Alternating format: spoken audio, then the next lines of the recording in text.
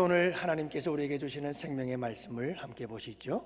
사도행전 16장 35절 말씀부터 40절 말씀을 함께 봅니다. 사도행전 16장 35절부터 40절 말씀. 이제 우리 다 같이 함께 한 목소리로 하나님 말씀 받들어 읽겠습니다. 함께 보십니다. 날이 새매 상관들이 부하를 보내어 이 사람들을 놓으라 하니 간수가 그 말대로 바울에게 말하되 상관들이 사람을 보내어 너희를 놓으라 하였으니 이제는 나가서 평안히 가라 하거늘 바울이 이르되 로마 사람인 우리를 죄도 정하지 아니하고 공중 앞에서 때리고 옥에 가두었다가 이제는 가만히 내보내고자 하느냐? 아니라 그들이 친히 와서 우리를 데리고 나가야 하리라 한데 부하들이 이 말을 상관들에게 보고하니 그들이 로마 사람이라 하는 말을 듣고 두려워하여 와서 권하여 데리고 나가 그 성에서 떠나기를 청하니 두 사람이 옥에서 나와 루디아의 집에 들어가서 형제들을 만나보고 위로하고 가니라. 아멘. 여러분, 요즘은 어느 때보다도 특별한 개인이 이렇게 넘쳐나고 있는 시대지요. 아이가 하나 혹은 둘이기 때문에 오냐 이렇게 사랑을 받으면서 자라납니다. 이런 가정 환경들 뿐만 아니라 생활 수준이 많이 향상이 되어졌어요. 그래서 어느 정도 원하는 것들은 다 얻을 수 있는 상황들이죠.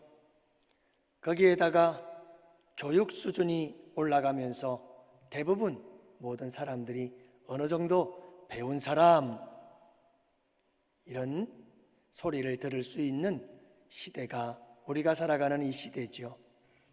그렇기 때문에 우리 모두 스스로를 이 정도면 나는 소중하고 특별한 사람이야 라고 생각하며 살아가는 것이 현대인들의 모습입니다. 틀린 말은 아닙니다. 우리는 모두 특별하고 소중한 존재들입니다. 하지만 나만 소중하고 나만 특별하다고 생각하는 것은 문제가 됩니다. 여러분, 의무를 다하지 않고 자신의 권리만 요구하려고 하는 것은 문제가 돼요. 다른 사람을 전혀 고려하지 아니하고 행동하는 것은, 자기에 대한 특별한 의식을 가지고 행동하는 것은 아주 안 좋은 이기주의에 불과한 것이죠. 그저 사람과 사람 개인과의 관계 속에서 이런 일들이 발생하게 되어지면 이런 이기적인 사람을 만나거나 특별의식에 빠져있는 사람을 만나면 그저 당신하고는 이제 끝이다 라고 그 관계를 끊어버리면 그만인데, 그렇지 못하는 상황들이 있어요. 조직입니다. 공동체입니다. 예를 들어서 직장에서 한 동료, 한 상사, 한 부하 직원이 특권의식에 빠져서 이기적인 행동을 해요. 이건 어떻게 해야 될까요? 참 힘든 거거든요. 여러분, 적당한 특별의식은 좋아요. 나는 특별한 존재다라고 하는 것은 굉장히 좋은 것이죠. 그러나 이게 과도한 특권의식을 가지게 되는 것은 심리적 특권의식이라고 부릅니다. 쉽게 말하면 주제를 모르는 것을 말해요. 그러니까 이 심리적 특권의식이라고 하는 것은 자기 주제를 모르고 주제를 넘는 거예요. 선을 넘은 거죠.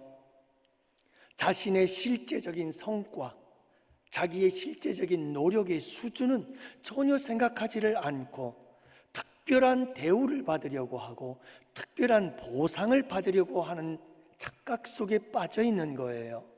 나는 특별하다는 게 지나친 거죠. 감히 내가 이 회사에 다니고 있는데 이 정도밖에는 나에게 대해주지를 못한다는 거야? 막 이런 생각들. 이렇게 특권의식에 빠져 있는 사람들은 그 누구의 합리적인 비판임에도 불구하고 그 합리적인 비판을 받아들이려고 하지를 않습니다.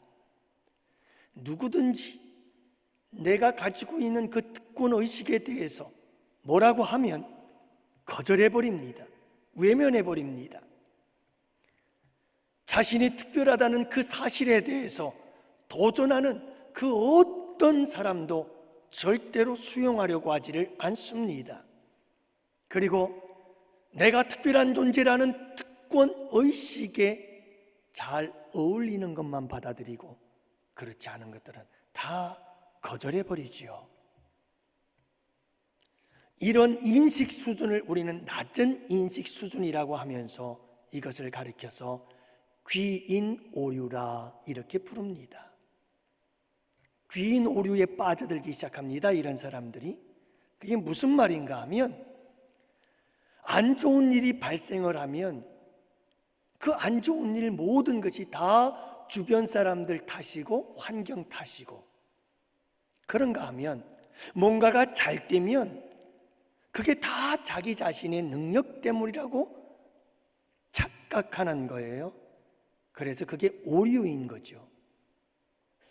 특권의식, 심리적 특권의식, 지나친 특권의식에 사로잡혀 있는 사람들의 특징이 그거예요. 잘 되면 내가, 안 되면 다른 사람 탓인 거죠. 결국 이런 특권의식을 가진 사람들은 오만방자하게 되어진다라고 결론을 내리는데, 고려대학교 경영대학 기업경영연구소 연구교수님의 이야기입니다. 제가 여러분들에게 이 특권의식을 먼저 이야기하고 시작하는 것은 오늘 본문 말씀 속에 바울은 빌립보 감옥에서 놓여지고 자유하게 되어지는 이야기가 기록되어져 있는데 특권의식과 관련된 말씀입니다. 여러분, 사도 바울은 이미 죽도록 매를 맞았고 깊은 감옥에 갇혔고 그리고 발이 착고에 꽁꽁 묶여서 말할 수 없는 고통을 당하게 되지요. 그리고 나서 지진이 일어나며 하나님의 놀라운 역사하심 속에서 감옥에서 노임을 받게 되어집니다. 35절 말씀에 보니 날이 새매 상관들이 부하를 보내어 이 사람들을 놓으라 하니, 자, 이제 놓아주라고 상관들이 이야기를 합니다. 자, 36절 말씀을 보십시오. 간수가 그 말대로 바울에게 말하되 나가라는 거죠. 이제 당신은 노임을 받았습니다. 나가도 됩니다. 그랬더니 사도 바울이 하는 말을 들어보십시오. 상관들이 사람을 보내어 너희를 놓으라 하였으니 이제는 나가서 평안히 가라 하거늘. 뭐라고 대답합니까? 37절 말씀, 바울이 이르되 로마 사람인 우리를 죄도 정하지 아니하고 공중 앞에서 때리고 옥에 가두었다가 이제는 가만히 몰래 내보내려고 하느냐? 아니다. 상관들, 그들이 와서 우리에게 사과하고 우리를 데리고 밖으로 나가야 한다.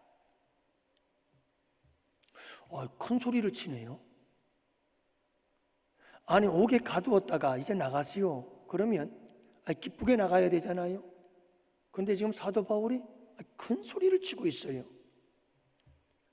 상관들이 와서 때리고 옥에 가두었던 것 사과하고 그리고 우리를 모시고 감옥 밖으로 내보내주지 않으면 가만히 안 있겠다는 거예요. 왜 야곱이 지금에서야 큰 소리를 치는 거예요? 나름대로 바울이 큰 소리를 칠 이유가 있었어요. 뭐라고 그러죠? 로마 사람이다 이 말이에요. 내가 로마 사람인데 죄도 심판, 재판을 받지 않고 나를 막 때리고 옥에 가두고 그래 놓고는 이제 와서 조용히 나가라고? 난 그럴 수 없다. 난 로마 사람이다. 이 로마 사람이라는 이야기를 듣고 이 상관들이 두려워 떨기를 시작해요. 그래서 38절과 39절을 보세요. 부하들이 이 말을 상관들에게 보고하니 그들이 로마 사람이라 하는 말을 듣고 두려워하여 와서 권하여 데리고 나가 그 성에서 떠나기를 청했다. 상관들이 따라왔어요. 그리고는 아이고 잘못했습니다, 제발 나가시고 이 마을을 좀 떠나주시죠, 이 성을 떠나주세요 하고 청하는 거예요. 근데 이 이야기 속에서 이상한 점을 하나 발견할 수가 있어요. 그 이상한 점이 뭘까요? 타이밍의 문제였어요. 난 로마 시민권을 가진 사람이야 라고 밝히는 타이밍이에요. 어제 얘기했더라면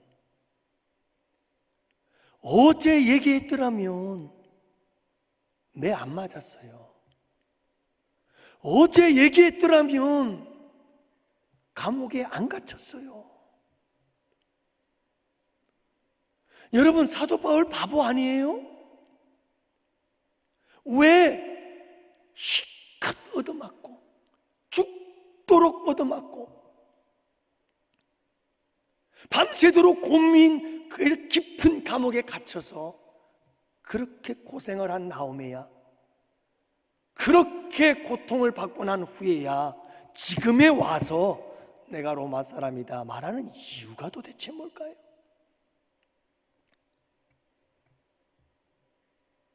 여러분, 당시의 이 빌립보, 그리고 당시의 유럽, 당시의 소아시아 지역 다 로마의 식민지였어요. 그렇기 때문에 사도 바울이 나는 로마의 시민권이 가진 사람이야, 절대로 함부로 대하지 못했습니다. 로마의 시민들에겐 특권이 있었어요.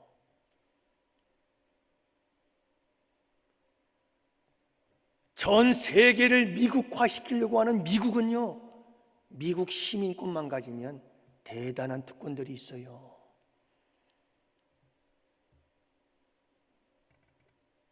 여러분, 미국 사람 한 사람 함부로 건드렸다간 미국이 가만히 있질 않아요. 당시의 로마의 시민권이 그랬어요. 사도 바울에게는 로마의 시민권을 가진 특권을 누릴 수 있는 자격이 있었던 거예요. 근데 놀라운 것은 사도 바울이 그 특권을 사용하지 않았다는 거예요. 왜 그랬을까? 난 로마 시민이야. 아니, 하루만 좀 일찍 얘기했더라면 얼마나 좋아요. 매 안 맞죠? 감옥 안 가죠? 좋잖아요. 참, 그런데 사도 바울의 선교사역 1차, 2차, 3차, 4차 선교사역을 하는데 사도 바울은 자기의 로마의 시민권을 가지고 있다는 이 특권에 대해서 두세 번밖에 이야기를 안 해요. 아주 꼭 필요할 때 얘기를 해요. 그 외에는 사도 바울은 자기의 특권을 내세우지를 않아요. 어떤 고난이 와도, 어떤 핍박이 와도, 어떤 환난이 닥쳐와도 사도 바울은 로마의 시민권, 그 특권을 가지고 뭔가를 하려고 하질 않아요. 그 로마의 시민권이라는 특권을 과시하지 않아요. 그 로마의 시민권이라는 특권을 여러분 뽐내거나 자랑하지 않았어요. 사도 바울에게는 그게 자랑이 아니었어요.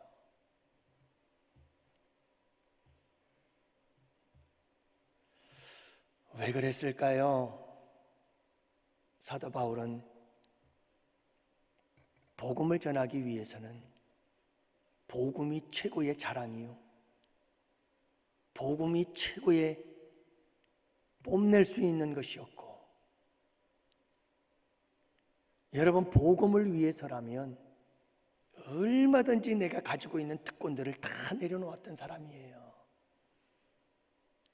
복음을 위해서라면 고난받는 것을 자랑으로 여겼던 사람이죠. 여러분, 웬만한 사람들 다 그렇잖아요. 사실 저도 그런 마음이 있어요. 내게 먼저 고난이 있다면, 뭔가 내가 권한이 있다면, 먼저 내가 특권이 있다고 한다면 어떻게 하든 그 특권을 통해서 고난을 피하고 환난을 피하고 고통을 피하고자 하는 것이 우리 인간의 본능 아니겠어요? 어떤 사람들은 없는 특권까지 만들어서 특권을 사용하려고 해요.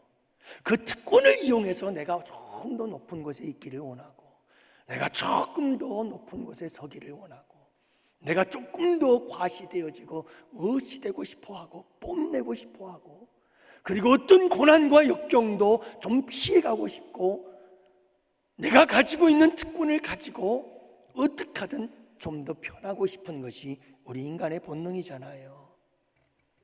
하지만 사도 바울은 그렇지 않았어요. 그는 자기의 특권을 다 내려놓았어요. 그리고 고난을 자초할 만큼. 왜 그랬을까? 답은 역시 예수 그리스도예요. 답은 역시 십자가예요. 여러분, 모든 특권을 내려놓고 포기하고 고난을 선택하여 복음을 위하여 그 길을 가는 것, 영혼을 구원하고 생명을 살리는 그 길을 가는 것, 이게 예수님이 가신 길이에요. 사도 바울은 이걸 알고 있었어요. 예수님요, 얼마든지 특권이 계셨어요. 여러분, 예수님은 하나님이셔요. 그분은 창조주이시고 전능하신 분이셔요. 여러분, 베드로가 말고의 길을 쳤을 때 우리 예수님께서 하신 말씀 못 들었어요? 두 군단이나 더 되는 천군과 천사들을 통해서 이들을 한꺼번에 멸하면 못 멸하겠느냐? 우리 주님께서 특권이 없어서가 아니에요. 우리 주님은 특권을 가지고 있었어요. 특권 중에도 특권이죠. 그러나 우리 주님은 그 특권을 다 내려놨어요. 그 특권을 다 포기했어요. 왜요? 십자가에 가려고요. 그 십자가의 길을 가야 이 특권을 다 내려놓고 그 십자가의 길을 가야 영혼 구원의 역사가 일어나는 거예요. 생명을 구원하는 거예요. 그래서 우리 예수님께서 모든 특권을 내려놓고 모든 특권의식 다 내려놓고 십자가의 길, 고난의 길 가신 거예요. 근데 예수님이 가신 그 길이 누구를 위한 길이었느냐? 사도 바울은 죄인 중에 괴수된 자기 자신을 위한 길이었다는 사실을 너무너무 뼈저리게 깨달아 알고 있었던 거예요. 다메섹 도상에서 다마스커스 그 사건 속에서 사도 바울은 완전히 깨졌죠. 주님의 그 십자가는 바로 죄인 중에 괴수된 나를 위한 주님의 희생이었고 죽음이었다는 것을, 그리고 그 이후부터 그 주님이 가신 길이 생명을 구원하는 길이고 내가 가야 할 길이다, 이 사실을 사도 바울은 분명히 알아서 그 길을 위해서 모든 삶을 다 내어드리는 거예요. 여러분, 우리 예수님 잘 아시잖아요. 우리 예수님이 부귀와 영화를 누리고자 했다면 못 누렸겠어요? 우리 예수님께서 영광을 누리고자 했다면 영광 못 누렸겠어요? 얼마든지 누릴 수 있는 특권이 있었다니까요. 하지만 우리 주님은요, 여우도 굴이 있고 새도 둥지가 있지만 나는 머리 둘 것 없이 사셨어요. 왜요? 우리의 신앙의 본이 되어져야 되니까요.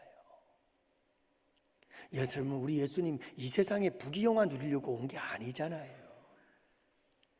오병이어의 기적이 있은 이후에요, 수많은 무리들이 떡을 갖다 주고 먹을 걸 주고 굶주린 배를 채워주니까 야, 예수님을 왕으로 삼자, 이게 인간이에요. 여러분, 배 채워주면 좋다고 왕으로 세우는 게 이게 인간이요. 그때 우리 예수님은 도망가셨어요. 우리 예수님요, 충분히 임금이 되고 왕이 될 자격이 있어요. 특권이 있었어요. 하지만 우리 주님은 이 세상 나라의 임금 되려고 오지 않았어요. 하나님 나라의 왕으로 오신 줄로 믿습니다. 그러기 위해서 반드시 가야 할 길은 십자가의 길이었어요. 사랑하는 성도 여러분, 사도 바울은 예수님이 가신 그 길을 따라가는 거죠. 죄인들을 구원하기 위해서. 그래서 오늘 말씀 속에서 간수가 구원받고 그 가정이 구원받는 역사가 강조되어지고 있는 부분이 바로 그거예요. 고난의 길을 선택했더니 그 고난의 길 속에서 죄수들과 간수가 구원받고 그 가정이 구원받는 구원의 역사가 그렇게 또 이루어지더라는 거예요. 사랑하는 성도 여러분, 우리는 자꾸 특권을 누리려고 해요. 이 특권의식에 사로잡히면 교회의 직분이 계급으로 보여요. 이 특권의식에 사로잡히면 자꾸 내 직분들이 계급으로 보인다니까요. 그래서 나는 누군데? 자꾸 그 생각이 들어요. 내려놔야 돼요. 그리고 여러분, 정말 우리는 고난의 길, 십자가의 길을 먼저 앞서서 가야 돼요. 그 사람이 성숙한 사람이에요. 그 사람이 위대한 사람이에요. 믿음의 영웅이요.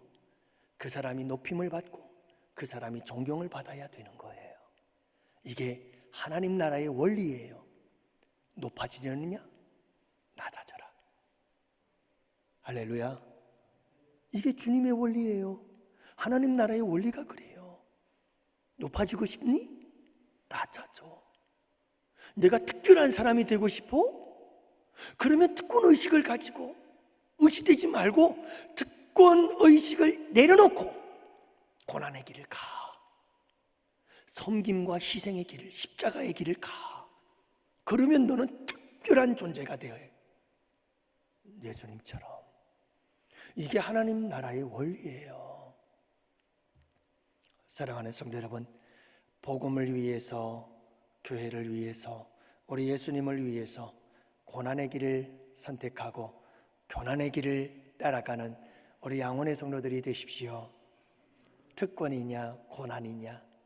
여러분, 고난을 선택하세요. 복음을 위해서. 사도 바울이 바보가 아니에요.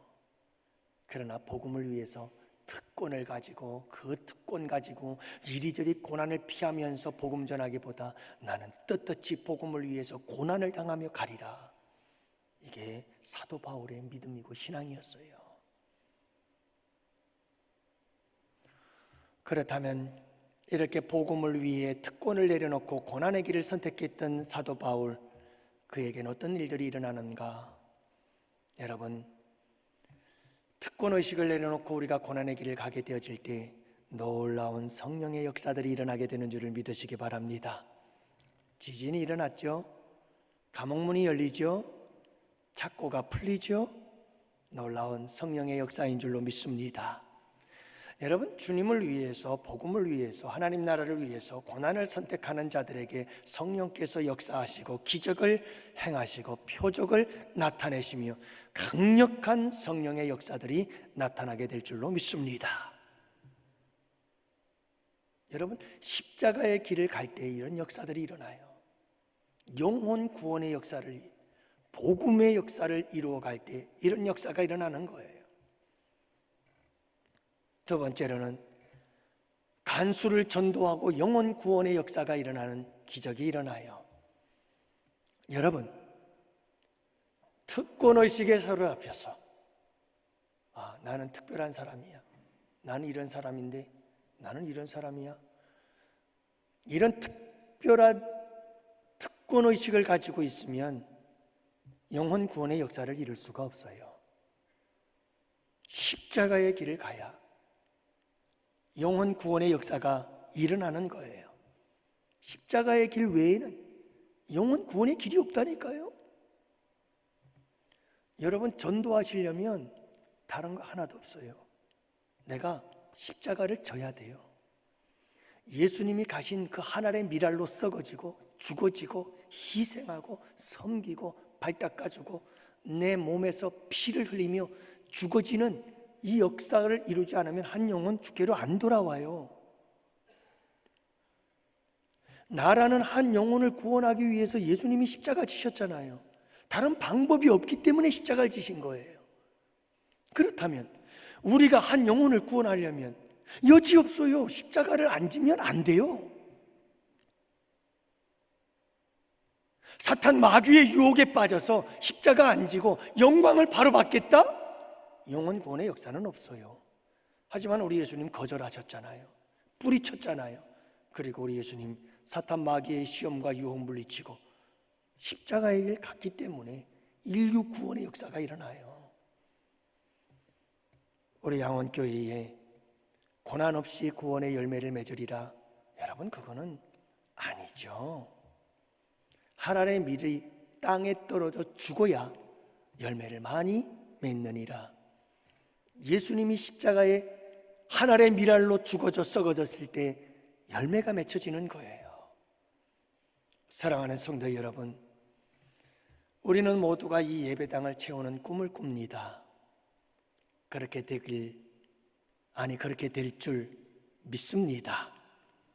하지만 분명한 것은 우리가 복음을 위해서 십자가의 길을 가지 않으면 절대로 그 일은 일어나지 않습니다. 우리 모두가 다 이 십자가의 길을 가야만 합니다. 특권의식에 빠져 있으면 절대로 영혼 구원의 역사가 안 일어나요.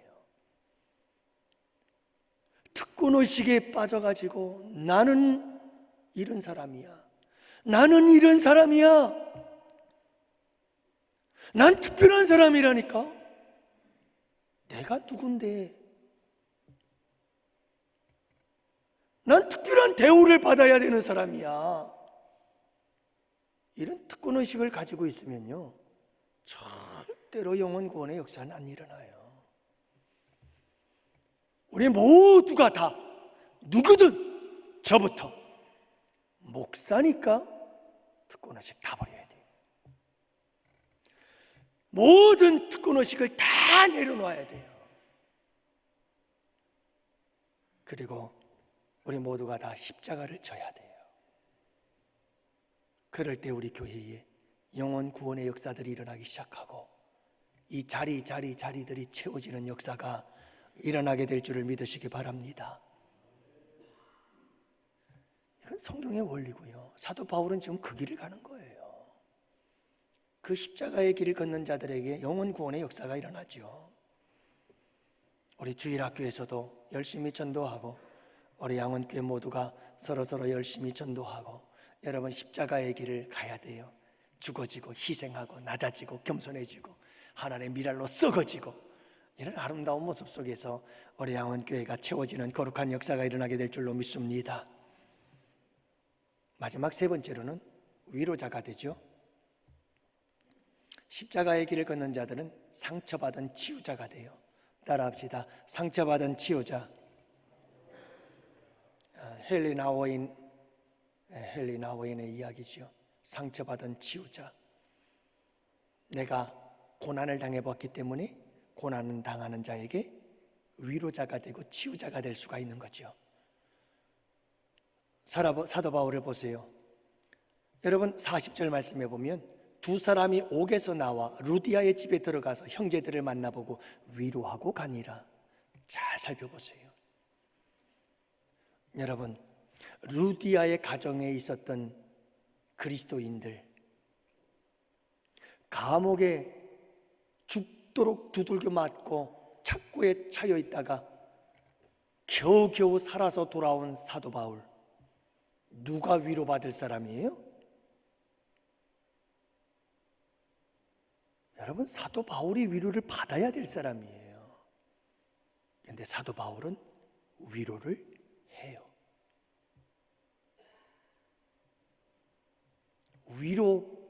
여러분, 이 위로자는 특별한 사람들이에요. 정말 대단한 사람들이에요. 우리 양원교회에 이런 위로자들이 많아지는 축복이 있기를 원해요. 위로자는요, 진정한 위로자는 내가 어떤 처지에 있든지 상관이 없어요.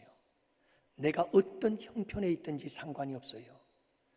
내가 죽도록 얻어맞았든지, 내가 감옥에 갇혔었든지, 내가 어떤 처지에 있었든지 상관이 없다니까요. 오로지 다른 사람들을 위로해 주어요.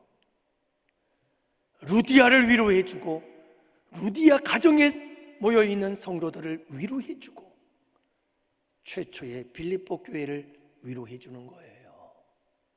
유럽의 교회 성도들에게. 위로의 사람들은요, 이래요. 이게 정말 멋있는 거예요. 많은 성도들을 가만히 보면요, 늘 자기 생각밖에 없어요. 아이고, 나는 40에 하나를 감한매를 맞고 죽도록 얻어맞았는데 누가 나 위로 안 해주나? 누구 나 위로해 줄 사람 없어?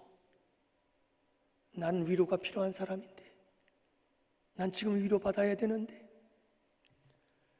내가 지난날 밤에 밤새도록 잠도 못 자고 감옥에 갇혀 있었던데 얼마나 두렵고 불안했는지, 얼마나 괴롭고 고통스러웠는지 모르는데 누가 나 위로해 줄 사람 좀 없어?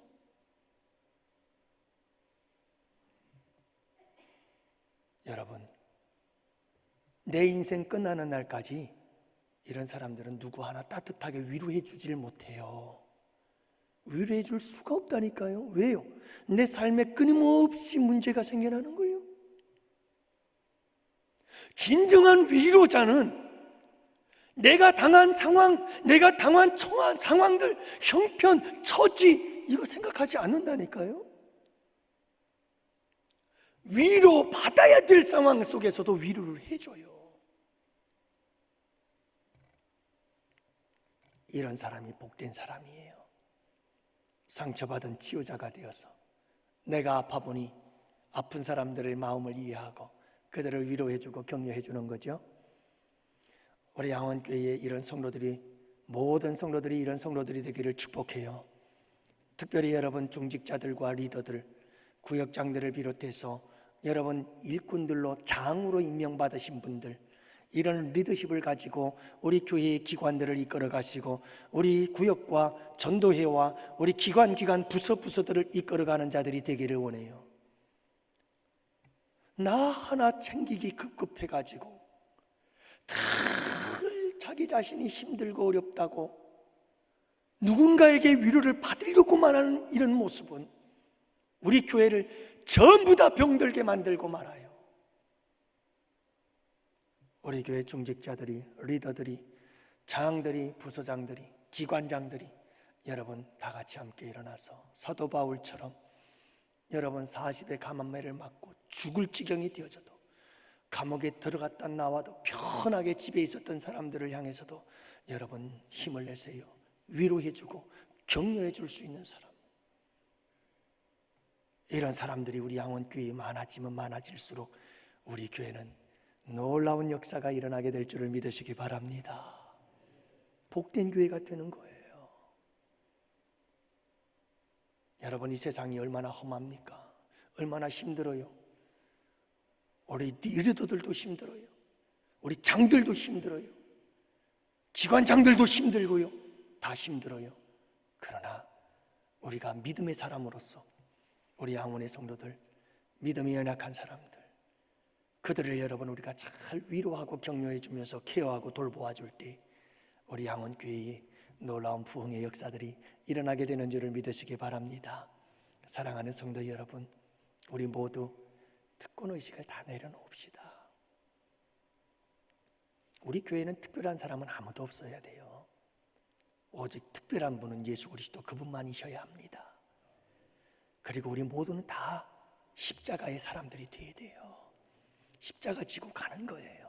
그러면 놀라운 역사들이 우리 가운데 일어나요. 영혼 구원의 역사 일어나고요, 기적과 표적의 역사 일어나고요, 우리 가운데 서로를 향한 아름다운 위로의 역사들이 막 일어나기 시작하는 거예요. 우리 양원교회의 위로가 악순환에서 선순환으로 변화되어지는 축복의 역사가 있게 되기를 축복합니다. 나 위로받아야 돼. 나 위로받아야지. 위로 좀 해줘. 나 위로해 줄 사람 없어. 끊임없는 악순환이 일어나요. 하지만 내가 먼저 위로해 주기 시작해요. 도저히 위로할 수 없고 내가 위로받아야만 되는 상황임에도 불구하고 내가 누군가를 위로해 주기 시작해요. 그러면 머지않아 그 위로가 내게로 돌아오기 시작해요. 그래서 이게 선순환의 역사가 일어나기 시작하는 거예요. 우리 모두 가운데 위로가 충만한 역사가 일어나는 거죠. 그러면 우리 모두가 신바람이 나는 거죠. 여러분, 우리 양원교회는 특별한 사람은 없다.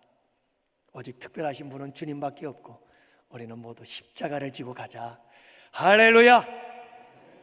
여러분, 가정에서도 세상 속에서도 여러분 승리하시고 또 이 한 주도 주님의 고난 기뻐하며 즐거워하며 이 하루를, 이 한 주를 승리하는 양원의 성도들 꼭 되시기를 주님의 이름으로 축복합니다.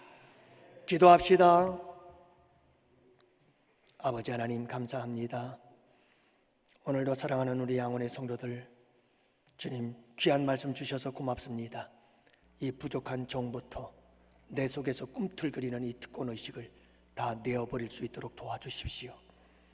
그리고 주님, 십자가의 길, 좁은 길을 걸으며 밤낮 기뻐하며 살아갈 수 있도록 도와주십시오. 주님 감사합니다. 이 고난 한 주간 한 주간 은혜가 차고 넘치는 복된 한 주가 되게 하여 주옵소서. 우리 주님께 사랑하는 우리 양원의 성도들 한 주간의 삶을 의탁합니다. 주님 불꽃 같은 눈동자로 살피시고 주님의 강하신 오른손으로 붙잡아 주시옵시며 주님의 손에 들려진 지팡이와 막대기로 안위하여 주시고 인도하여 주시옵소서. 감사하옵고 이제는 우리 주 예수 그리스도의 구속의 은혜와 하나님 아버지의 사랑하심과 성령님의 교통하시고 인도하심이 이곳에 모인 주의 백성들 머리 위에, 가정 위에, 생업 위에, 우리 양원교회와 양원교회에서 협력하는 국내의 교회와 선교지와 기관들 위에와 사랑하는 조국 대한민국과 군복무, 유학, 기타 격리로 이곳에 나오지 못한 우리 양원의 지체와 권속들 머리 위에 이제로부터 영원토록 함께 있을지어다. 아멘, 아멘, 아멘. 여호와는 너를 지키시고 복 주시기를 원하며 여호와는 그 얼굴을 내게로 비추사 은혜 베푸시기를 원하며 여호와는 그 얼굴을 내게로 향하여 드사 평강 주시기를 원하노라.